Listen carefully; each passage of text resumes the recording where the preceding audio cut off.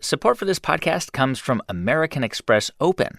If you listen to How I Built This, you're curious about ideas, and you probably have some ideas of your own. American Express Open can help you with money and know-how so you can turn those ideas into action. Visit open.com to get business done.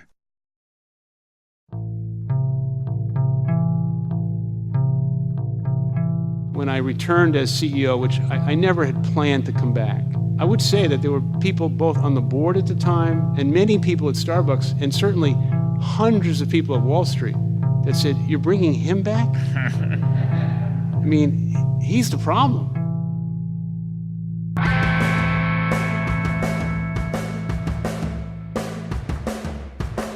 From NPR, it's How I Built This, a show about innovators, entrepreneurs, idealists, and the stories behind the movements they built.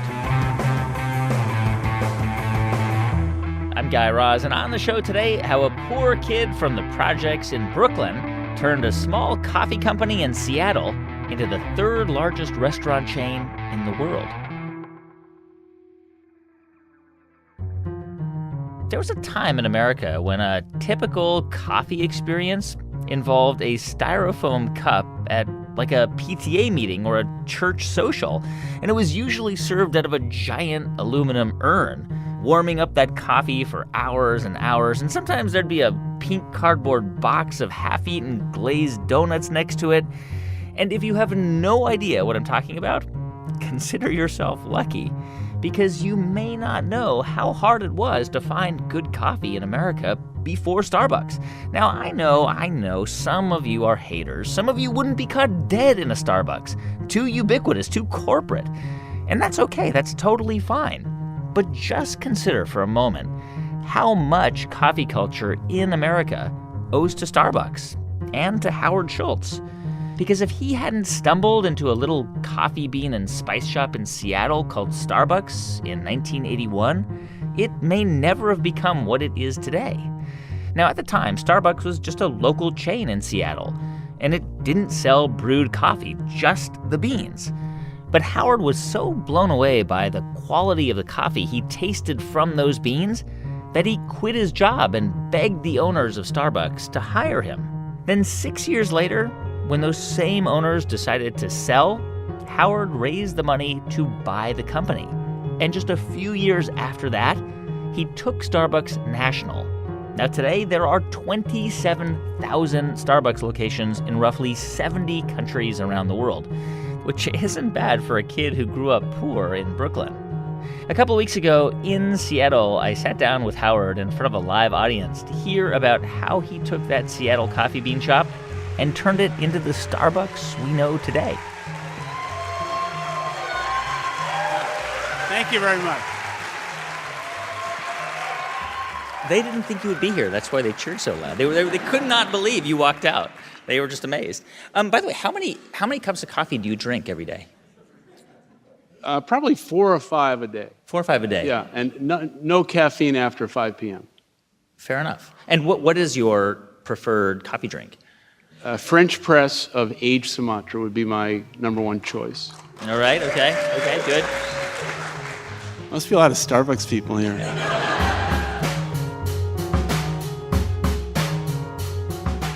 A lot of people know that you were raised in a housing project, Bayview in Brooklyn. Can you describe the apartment that you grew up in? Sure. I grew up in Canarsie, which is at the last stop of the L train in Brooklyn, in a housing project that had 34 buildings, 2-bedroom apartment for my mother and father, sister and brother. I think the rent in 1956 was $96 a month. Wow. Yeah. Who are the people who lived there? Who lived there were people who were construction workers, cab drivers, plumbers, and it was a childhood that was based on a real sense of community because there were people with like-minded values, and it was a very diverse group of people. And I think at an early age, I learned how to get along with a lot of different people because we were in one building with one elevator, and you had to get along. Yeah. Your dad, World War II vet. Yes. He was a driver. mom receptionist. I guess at a certain point when you were a kid, your dad got injured on the job. So my dad had a series of what I would loosely describe as really bad blue-collar jobs. And he went from one job to another. In the winter month of March of 1960, he was a delivery driver. This is probably one of his worst jobs, picking up and delivering cloth diapers before the invention of Pampers. He fell on a sheet of ice and broke his hip and his leg. And I came home from school and he was kind of laid out on the couch. I witnessed what I would loosely describe as the fracturing of the American dream, and despair, hopelessness. And what happened in 1960, if you were a blue-collar, uneducated worker, despite the fact that you had served your country in World War II, there was no workman's compensation, there was no health care, and you were dismissed. But what I witnessed scarred me, and that's what we kind of went through.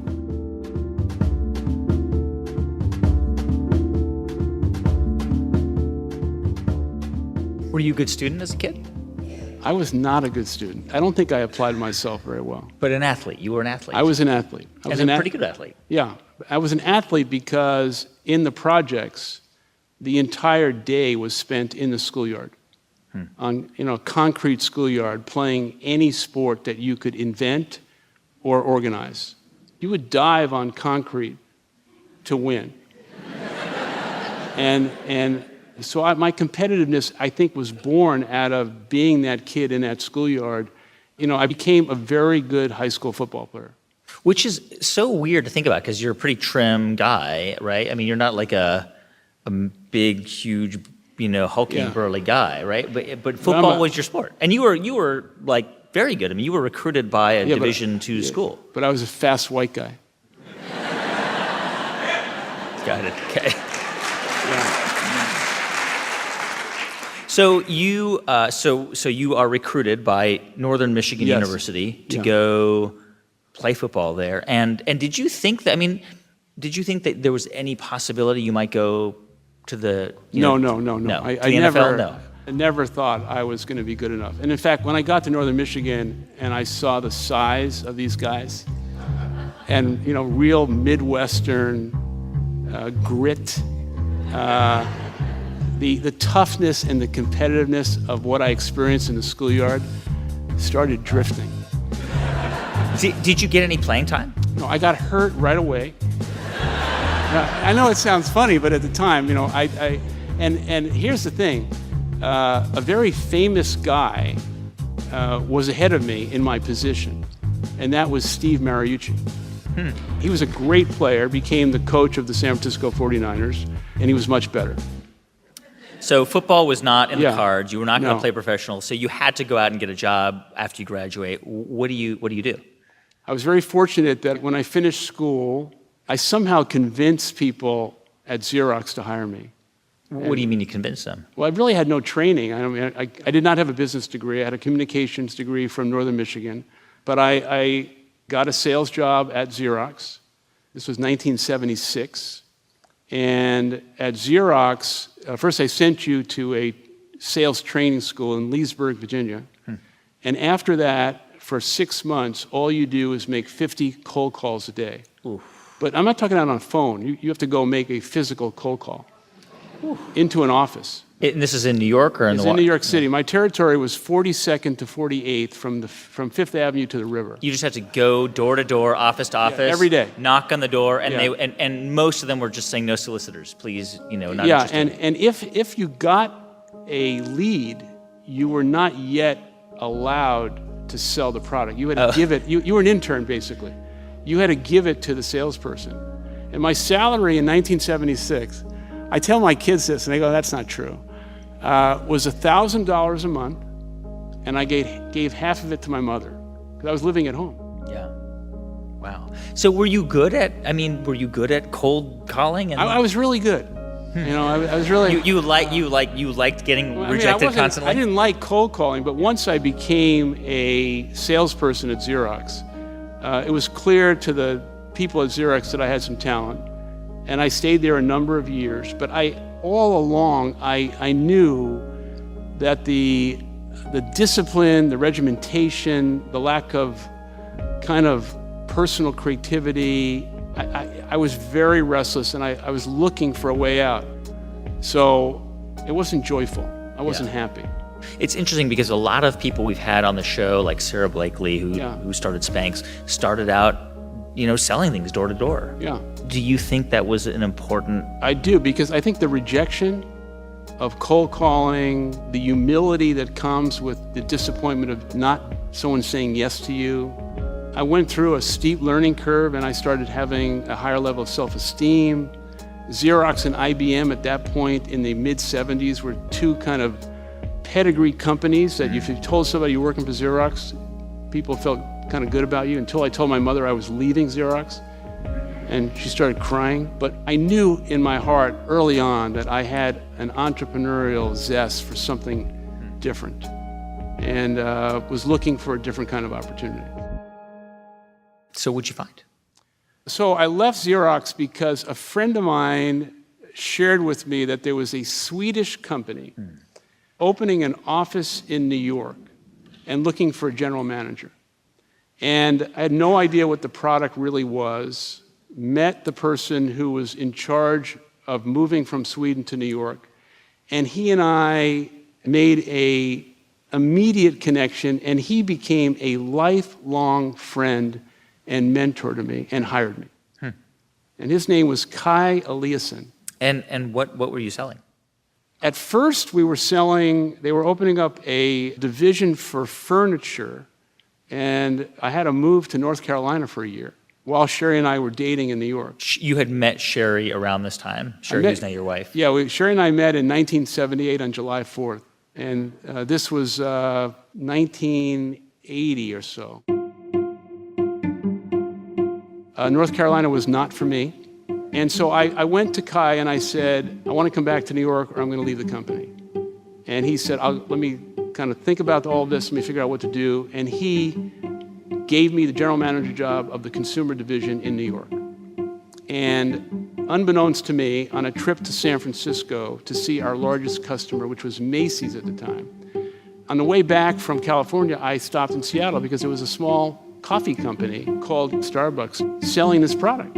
And it was a non-electric kind of thermos coffee maker. And I walked into the Pike Place store and I just said, holy shit. I literally had the kind of epiphany that just spoke to me that this is such an extraordinary thing about what they were doing, and the coffee, the romance, the passion that people had. And I met the founders, and over a course of a year, I persuaded them to hire me. Here's what I don't get. What was it? I mean, they were selling coffee beans, which is, which is really cool. Yeah.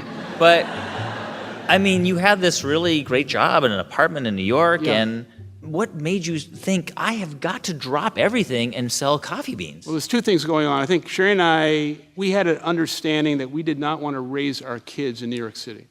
We wanted to get out. And I was in Seattle on this spectacular, majestic day like today.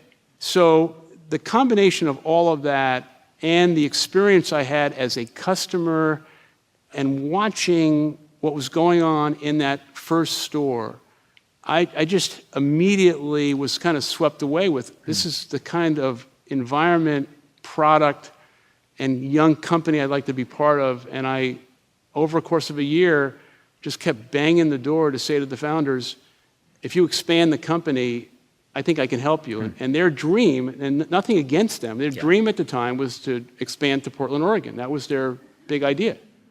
And was that, I mean, part of your vision for the company at the time? Did you think we can expand and continue to sell coffee beans? Yeah. I think I had to learn the business, so I didn't know anything different at that time until I went to Italy a year later in 1983. And by the way, were you a coffee drinker? I mean, did you know anything about coffee at that point? I was a coffee drinker, but I did not know much about coffee. It's like Maxwell House and whatever? Well, I was a little bit better than that. All right.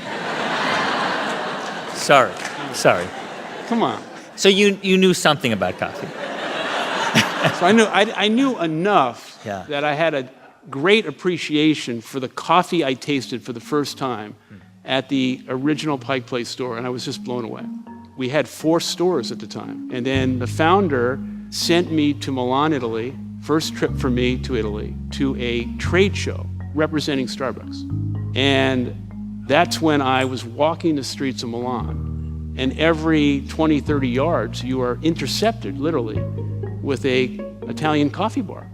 And I walked into all of these places and kept seeing the theater, the romance, and the nectar of the gods, which is espresso. Those like big sort of copper espresso. Yeah, all the elegance, the style. But what really struck me was the sense of community. And I started going to these stores almost the same time every day, and I would start seeing the same people. I started realizing that this is a third place between home and work, but the beverage was the draw. And so I realized while I was in Italy that Starbucks was in the coffee business, but perhaps the wrong part of the business. And I raced back with such enthusiasm and such passion that I overwhelmed them when I got back. You said, we have got to do this. We got to sell brewed coffee, because they were not selling brewed coffee. Yeah. No, there was no service of any cup of coffee at any Starbucks. It was just pounds of coffee for home use. And you come back to Seattle and you say, guys, we have got to do this. It's going to be huge. And they say? No. They viewed the beverage business in their parlance as being in the restaurant business. Mm-hmm. And they didn't like it. They thought it was messy, and that's not what they wanted to do. So I literally pounded on the table for a year. And I think they just said, okay, get this kid out of our face. And we're opening a new store on the corner of 4th and Spring in 1985. It was 1,500 square feet, and they said, we'll give you 500 feet of the 1,500 to open up an Italian coffee bar in the store. And that was it. I mean, so we opened the 4th and Spring Starbucks store with the first coffee bar. Overnight, we had hundreds of customers every day, and we introduced Cafe Latte to the city of Seattle, basically. Now, here's the rub. It was so successful that it completely dwarfed the other side of the business.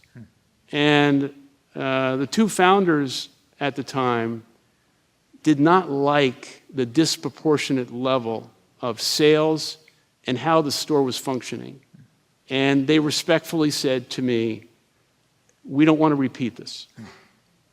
And I was crushed. I was thinking, how could you possibly, look what's going on here. Not to mention, we're making more money. Yeah. I was devastated. I almost didn't believe it at first. I said, are you serious? And so I think Sherry knew I was depressed, and I came home one night and said, I don't think I can work for anyone anymore. I'm leaving Starbucks. I'm going to start my own. So I told the 2 founders what I was doing, and then they surprised me and said, well, if you do that, we'd like to invest in you. Which is pretty cool. Yeah. But here's the rub. But of course you're going to use Starbucks coffee. Right. But they invested and kind of gave me legitimacy to open up an Italian coffee bar in the Columbia Center Tower when the building opened. I signed that lease with a developer in Seattle, a very famous guy here locally called Martin Selig. It was 700 square feet, and he asked me for a personal guarantee. I said, sure, I have no problem with that. And by the way, you're like 32 years old. And we had nothing. Yeah. So okay. He wanted a personal guarantee. I guaranteed it, but knew there was nothing behind it. And we opened the store called Il Giornale. I went back to Italy. I did a lot more research. I spent a lot more time there. And I named the company after the Italian newspaper in Milan. And we opened 2 stores in Seattle. And then there was a great location in Vancouver, BC. And we said, sure, let's open in Vancouver. So we opened 3 stores. We were raising money to do that, by the way. Yeah, how did you do that? I mean, were people sort of saying, Yeah, of course I wanted Howard Schultz. Oh my gosh, future genius CEO, please take my money. Was it really easy to get that money? No. The truth of the matter is that I spoke to 242 people to try and raise $1,700,000 to form Il Giornale. And Starbucks was a seed investor, but did not give me enough money to open up a store. And Starbucks put a little contract in there, which was, you have to raise $600,000 to use our 200. Mm-hmm. So I went out and tried to raise money and was having a very hard time. It reminded me of cold calling, a lot of rejection. Because I remember people said, well, let me try and understand this. The name of the company is a name no one can pronounce. You're going to sell coffee for $2 to $3 a cup of coffee in a paper cup with Italian names that no one's ever heard of. And you want to give health care to your employees. And so it was a tough sell. Now, our first investor is in this audience. Her name is Carol Bobo. Wow. I don't know where she is. Wow. Carol, that was a good move. Good move. And Carol was Sherry's dearest friend. And we went over to their house. I had the business plan, I had the pitch and everything. And Carol and her husband said, we don't need any pitch. We're just going to trust you. Wow. And they wrote a check that night and gave me $100,000. And, and things started happening after that. What was your ambition for Il Giornale? I mean, did you think this is going to be a national chain of coffee bars? Well, here's an interesting story. So the original business plan was 100 stores, and we weren't raising any money because people didn't believe we could open 100 stores. And I didn't even have enough funds, resources, to kind of professionally reprint the document. So I figured out a way to kind of white out the 100, and I wrote 75. So we opened our first store in 86. And then a year after, Jerry, the founder of Starbucks, had acquired Peet's Coffee Company. Many people don't realize that Peet's and Starbucks were one company 2 years prior to that. And Jerry came to me and Jerry said... Baldwin. Jerry Baldwin came to me and said, we've run into some financial trouble, and we're going to have to split the two companies. And I've decided I'm going to move to California, and I want to keep Peet's. The person who should buy Starbucks is you. And so the price is one-time sales, 6 stores, $3.8 million, which was, it was fantastic news. Yeah. And I'll give you a 90-day exclusive to try and come back to me with $3.8 million. So I was extraordinarily excited, but I didn't know where I was going to get the money. Right. Yeah. And so now we had to go back out and raise money. And it was very difficult. So how did you do it? We went back to the original investors of Il Giornale. Some of them were interested, but a lot of them weren't. Because Il Giornale had 3 stores. We didn't prove anything. Yeah. So, Jerry kept checking in with me to see how are you doing on the fundraising. And about 60 days in, I said, we're about halfway there. And I'm confident that we'll get to $3.8 million. And he said, I have to sit down and tell you something. We have a competitive buyer. And I said, Jerry, you told me we had an exclusive. What do you mean? And he said, one of your investors from Il Giornale has shown up and offered me $4 million cash with no due diligence. And I was like, I can remember that moment as if the world had just ended. Because I knew who it was, he told me. And the person at the time, there were 3 business titans in Seattle, and he was one of them. And they had invested in Il Giornale as a group. I didn't know what to do, and Jerry said, I will hold for 90 days, but you have to know, on the 90th day, I have to sell. Wow. 2 or 3 days later, I'm playing basketball, and a friend of mine who was my young attorney at the time, Scott Greenberg, I tell him the story that night after the game. And him trying to help me as a friend and as a lawyer says, you need to come to the office tomorrow morning and meet our senior partner and tell him the story. I didn't know who the senior partner was. I didn't know anything. So I go to the office the following morning at 8 a.m., and he takes me into the office to meet Bill Gates Sr. I walked in the office with Scott, and Bill Gates Sr. said, "Tell me the entire story." And I'm taking it to him chapter and verse like I am with you, with more detail. And he's writing down. And I finish, and he said, "Howard, we don't know each other. I'm just going to ask you this question one time. Is everything you told me true?" And I said, "It's 100% truthful." And he says to me, "We're going to take a walk." And I said, Where are we going?" And he says, "We're going to see the man." My heart was racing with such anxiety, trepidation. He's taking you to see this guy. Yeah, I'm not saying the name, but he's taking me to see the competitive buyer. So 10 minutes later, we walk across the street, go up the office building, and we walk into this man's office. Now, Bill Gates is 6'7", and in the mid-'80s, he was in his prime, and he was a force. And we walked in that office, and all I remember him saying is, "You should be ashamed of yourself, that you're going to steal this kid's dream. It's not going to happen. You and I both know this is not going to happen." And within 10 minutes, he told them to stand down. We're walking out of this office, and this kid's buying this company. In just a moment, Howard Schultz explains how Starbucks spread from Seattle to the East Coast and then all around the world.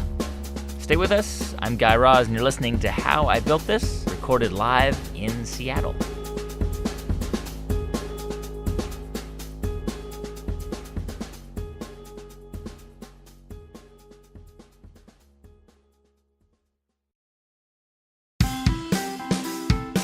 Support for this NPR podcast comes from American Express Open. We know that listeners to How I Built This are curious about how good ideas become great businesses. And chances are you have some good ideas of your own, but as you know, in business, there can be a lot of roadblocks. American Express Open knows how hard it can be to get things done, and they want to help with money and know-how so you can turn those ideas into action. Visit open.com to get business done.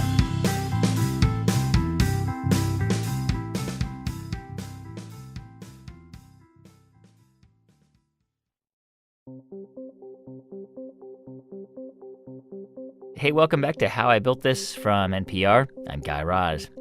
So it's 1987, and Howard Schultz has just bought Starbucks, which had about 6 stores at the time. And he had this grand vision of expanding all across the country fast. But gourmet coffee shops weren't all over cities like they are today. And the idea of hanging out in one for hours, or working in one, or catching up with friends, just passing the time, that was kind of weird. And so when Howard started sharing his vision of rolling out these coffee stores from coast to coast, lots of people were like, "Howard, that's a crazy idea." Well, a lot of people said that, but we believed early on that what we had seen in Italy was replicable in America through an American lens. It was thinking, let's create a store that not only is a store for coffee, but produces this sense of community between home and work. And I think early on we realized that the brand we were about to build was going to be experiential. I mean, how did Starbucks do in the first few years after you bought it? Because you weren't profitable right away, right? No, we weren't profitable, but in order to grow the company and to raise the money, we said kind of metaphorically, we want to build a 100-story skyscraper. Well, we're going to have to invest to build the foundation. So we started investing heavily, like any other startup, in people, in processes, in IT, in infrastructure. And so the company lost money almost from the day I bought it. Yeah. And investors, I think, understood early on that we were going to lose money in order to build a much bigger company.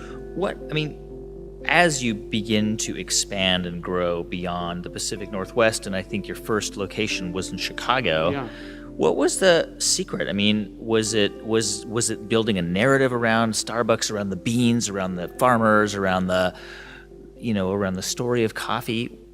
Is that how you were able to bring people into the stores? Well, first off, we did go to Chicago as our first city outside of Northwest, and it did not work right away. So Why not? I got fooled very easily because I selected that location in the summer. And then when the winter came, it did not have an interior entrance into the building that it was in. So the customers had to walk out of the building in the cold winter of Chicago to get to Starbucks. And you know what? They didn't do it. Wow. But we didn't have any extra resources for traditional advertising or marketing. We did none of that. And even today, Starbucks is not a traditional marketing company. I mean, it sounds really old-fashioned, but we built the company one customer at a time, one cup at a time.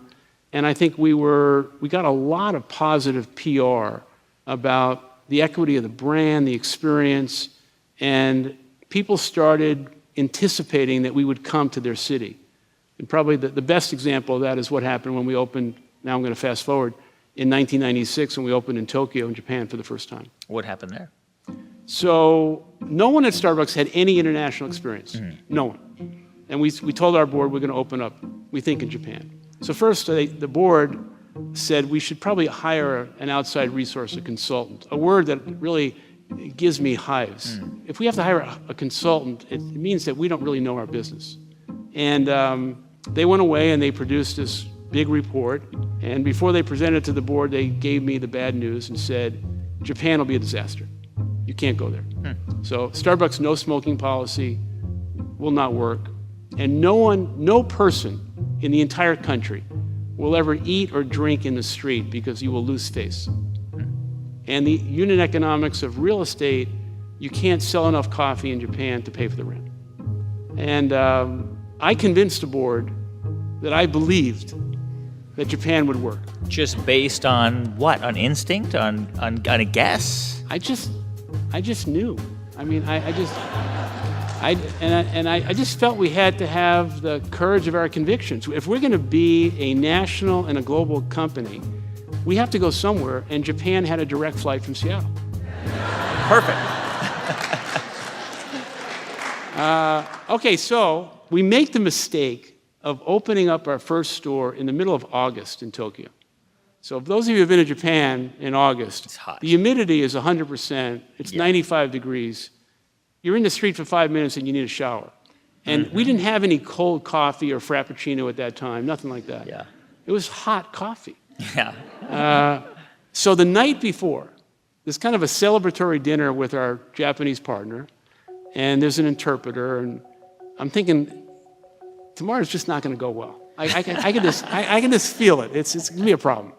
So I tell the partner through the interpreter that I think you should expect, since it's so warm, it's not going to be a big opening. So just anticipate the fact that we're going to have to build this business and wait for the cold weather. And the interpreter was afraid to tell him what I said. Wow. And I find out 10 minutes later that the interpreter said, Mr. Schultz said it's going to be the biggest Starbucks opening ever. I think, did you really do that? So I get to my hotel room and I get a call from someone in Seattle who's ecstatic, saying, we got CNN to cover the opening live. Oh, wow. And I'm dying. You know, I mean, this is it. At 6 a.m. in the morning, we're driving up to the store. And there's a lineup of hundreds of Japanese people on the street. Wow. And I turn to the same interpreter and I say, did you hire extras? And of course, no. And we cut the ribbon, and a young Japanese college student who slept overnight runs to the front of the line, and we follow him, and he says, double tall latte.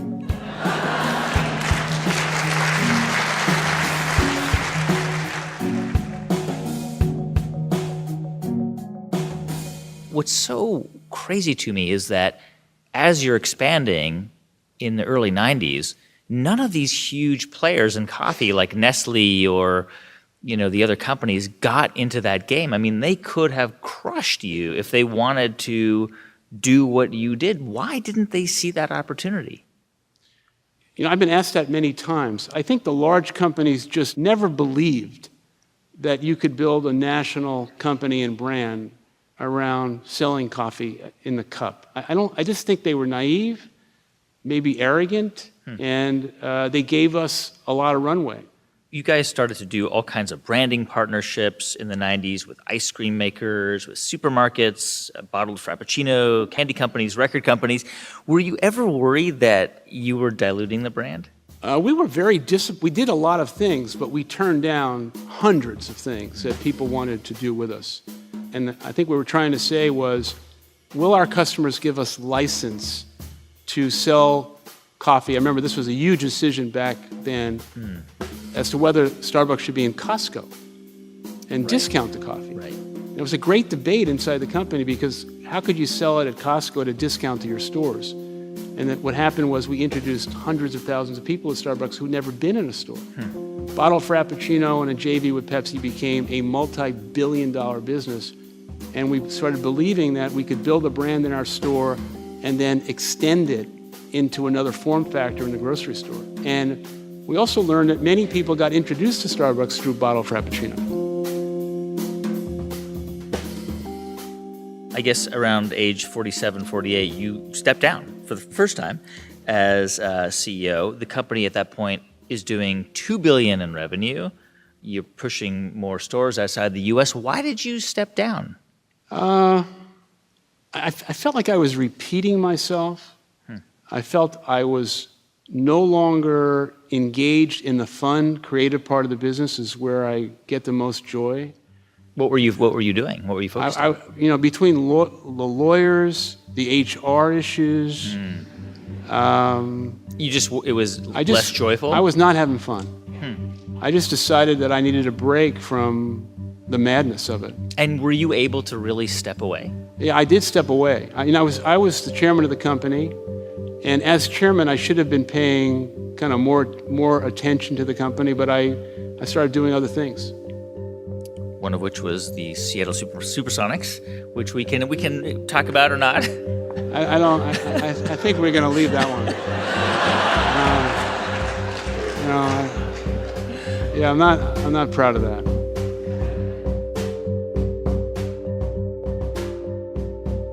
You wrote a famous memo to the board in, I guess, 2007, where you expressed regret over the commoditization of the brand.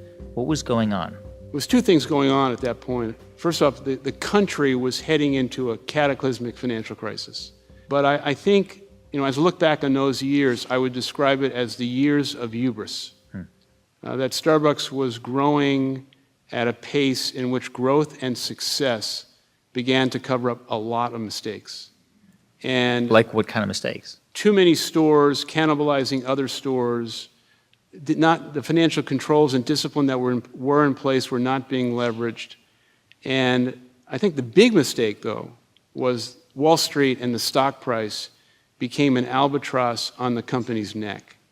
And so growth became the strategy of the company, and growth is not a strategy. And growth meant what? That customer service wasn't as good, that the product wasn't as good, that the experience of going to a Starbucks wasn't as good? No, two things. Growth meant too many stores too fast in areas that should not have had a Starbucks, and secondarily, the experience, which had defined the essence of the company, was being compromised by efficiency. And the company and the management team at that time started measuring yield, sales per hour, and doing things that were so dilutive to the essence of the foundation of the company, and it really started, I think, upsetting me, and I began to go into the stores and not recognize what we had built. What did you see?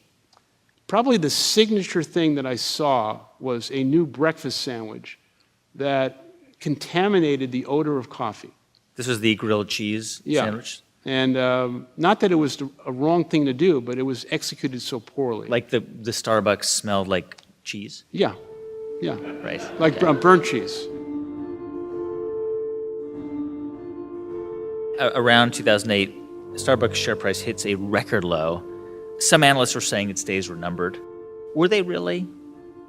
At the time, I didn't think so, but I knew we were in a downward spiral and the company needed to go through a major transformation. And when I returned as CEO, which I never had planned to come back, I would say that there were people both on the board at the time and many people at Starbucks, and certainly hundreds of people at Wall Street that said, "You're bringing him back?" I mean, he's the problem.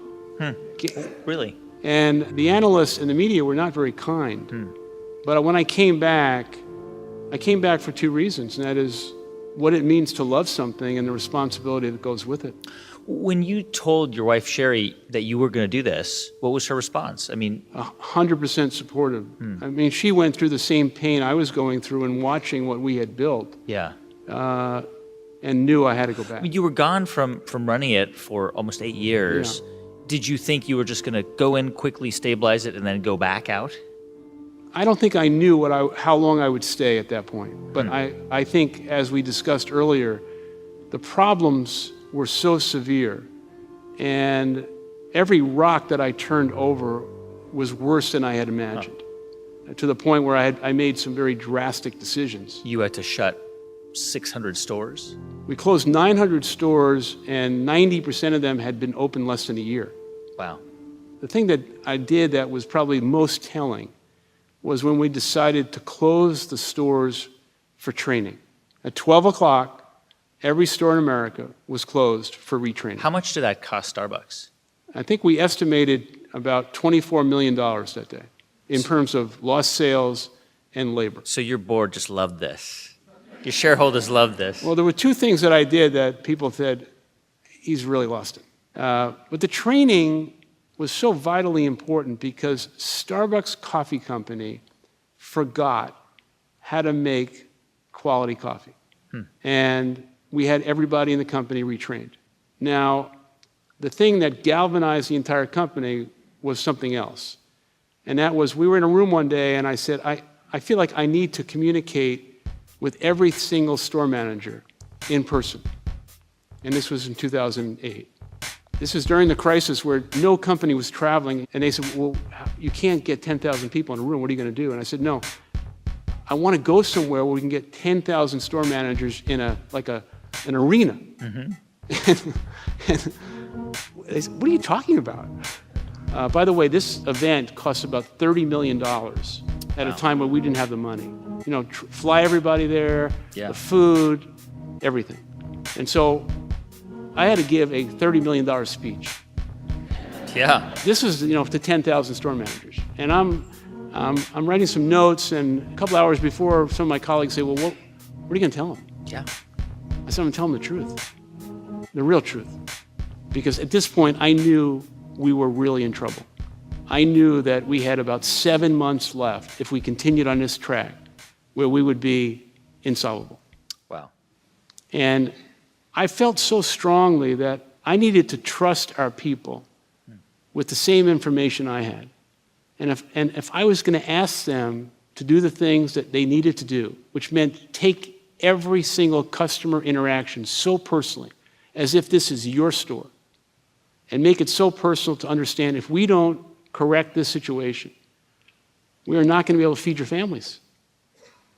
And you said that I said on that. Stage? Yeah. How long did it take to recover? Overnight, we began to change the trajectory, and within 6 months, we were starting to climb back. And within a year, it was a memory. However, the real question was, what did we learn? We were so hungry and so driven when we started the company. But when we were that successful, people got sloppy, they got lazy, and this is so vitally important. Success in any business, no matter what it is not an entitlement. It has to be earned. Yeah. And we stopped earning it. And that's why we got in trouble.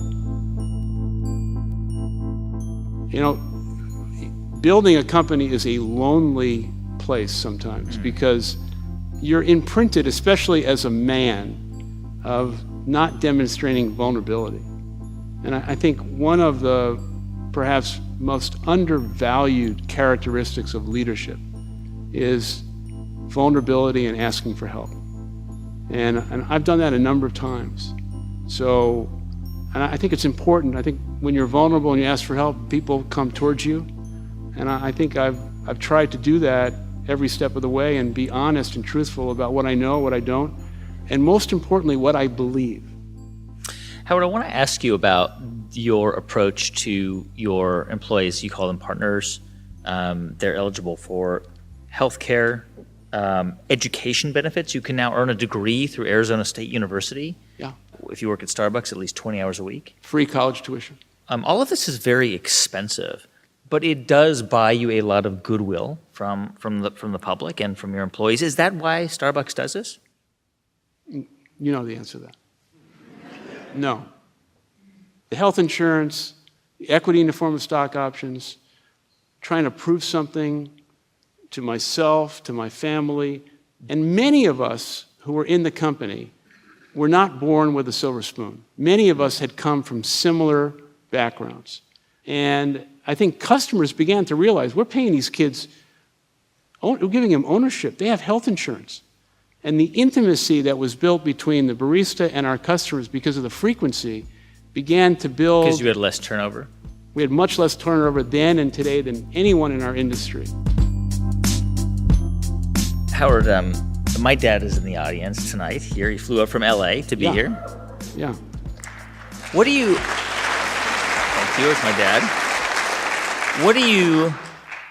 What do you think your dad would have made of your success? I mean, if he was sitting in this audience tonight and he was hearing your story, what do you think he would have thought about his son who became one of the most successful entrepreneurs in modern American history?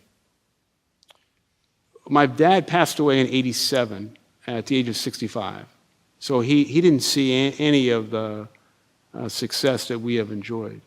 I think he would be so shell-shocked and so proud. And I think he would go back to what he experienced. And I think what he would be most proud of is how we have treated everyone in the company, because he was that blue-collar worker who was not respected for a lack of education and not being sophisticated, and unfortunately never really got the chance to be himself or be valued in a company. He would marvel at that. In many, many ways, and I've said this before, the values, the culture, and guiding principles of Starbucks really are defined by me wanting to build the kind of company that my father never got a chance to work for. Howard, thank you so much You're welcome. for being here. Thank you. Really incredible. Howard Schultz, he stepped down as CEO of Starbucks earlier this year. He's now the executive chairman, and you've probably heard the rumors that he stepped down in part to explore a possible presidential run. And I know you were probably dying for me to ask him all about this. And I did, but just backstage before the show, and his answer was pretty coy. He mostly says he's not really interested, but when pressed on it, he says, never say never. Hey, thanks so much for listening to the show this week. This episode was recorded in front of a live audience at Benaroya Hall in Seattle. It was co-produced by Claire Breen and Ramteen Arablouei, who also composed the music. Thanks to Jeff Rogers, Sanaz Meshkinpour, Neva Grant, and Lawrence Wu. Thanks also to Ali Prescott, Jessica Goldstein, and Andy Huther. Our intern is Diana Mustak. I'm Guy Raz, and you've been listening to a special live episode of How I Built This from NPR.